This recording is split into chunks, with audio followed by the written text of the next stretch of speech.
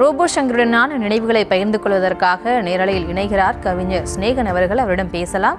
Sir வணக்கம். Robot சங்கருடனான உங்களுடைய நினைவுகளை நீங்க பகிர்ந்து கொள்ளலாம். ரோபோ சங்கருடைய முதல் மேடை அவருடைய ஆரம்ப காலகட்டத்திலே நான் நெருங்கி பழகியவன். இந்த உயரத்துக்கு வரத்துக்காண்டி அவர் எவ்வளவு சிரமப்பட்டிருக்காருங்கிறது அவர் கூட இருந்த என் போன்ற சில நண்பர்களுக்கு தான் தெரியும். கலைக்காக தன்னை முழுமையாக அர்ப்பணித்து அந்த மேடையை தனக்கானதா எப்போதுமே ஆக்கிக் கொள்கிற ஒரு தனித்திறமை உள்ள ஒரு நண்பர்.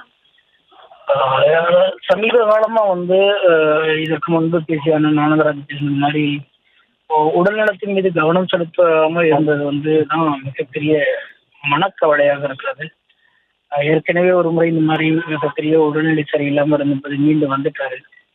ஆனா இந்த முறை அந்த அளவுக்கு இல்லை, சாதாரணமா தான் ஏதோ உடல்நிலை குறைவுனால சேர்க்கப்பட்டதா நாங்க நினைச்சோம்.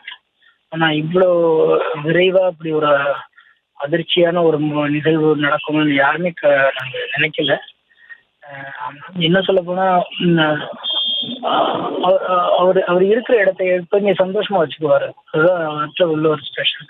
யாரா இருந்தாலும் சின்னவங்க பெரியவங்க அப்படின்னு யாரையுமே பாகுபாடு பார்க்கறது இல்லை. மிகச்சிறந்த கலைஞர். சமீபத்தில் திரையுலகத்தில் ஏற்பட்டு கொண்டிருக்கின்ற மிகப்பெரிய ஒரு மாதிரி நெகட்டிவான விஷயம் என்னன்னு கேட்டீங்கன்னா, நிறைய மக்களை மகிழ்விக்கிற கலைஞர்கள் ஒவ்வொருவராக விடைபெற்று போயிட்டே இருக்காங்க.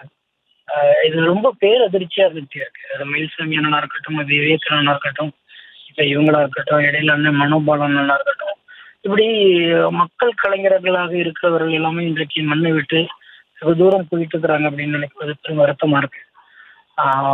நமக்கே இந்த கூட இருக்கிற எங்களுக்கு உங்களுக்கு நமக்கே ஒரு அதிர்ச்சியா இருக்கும்போது அவங்க கூட வாழ்ந்துட்டு இருக்கிற அவங்களோட இல்லத்தார்கள், உறவினர்கள், நண்பர்களுக்கு பேரதிர்ச்சியா தான் இருக்கும்.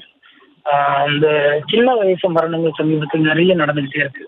46 வயசுல மரணத்தை சொல்லக்கூடிய சூழல் எப்படி இயற்கை அவருக்கு கொடுத்துச்சுன்னு எனக்கு தெரியல. என்ன சொல்ல போனா ரொம்ப மகிழ்ச்சியா, மகள் கல்யாணத்துக்கு பிறகு ரொம்ப மகிழ்ச்சியா இருந்தாரு.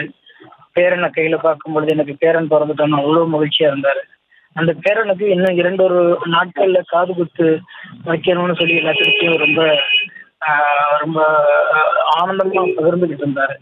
அந்த நிகழ்வு திட்டமிட்டு அதை நடத்தப்பட முடியாத ஒரு சூழலுக்கு ஒரு பெரும் துயர் நடந்திருக்குன்னா இதை எப்படி தாய்ச்சி போறாங்கன்னு தெரியல. உங்களுடைய குடும்பத்தாரின் நண்பர்கள் எல்லாம் மீறி அந்த அற்புதமான ஒரு ஆத்மா சாந்தி அடையணும்னு எல்லாம் உள்ள இறைவனை வேண்டிக் கொள்கிறேன்.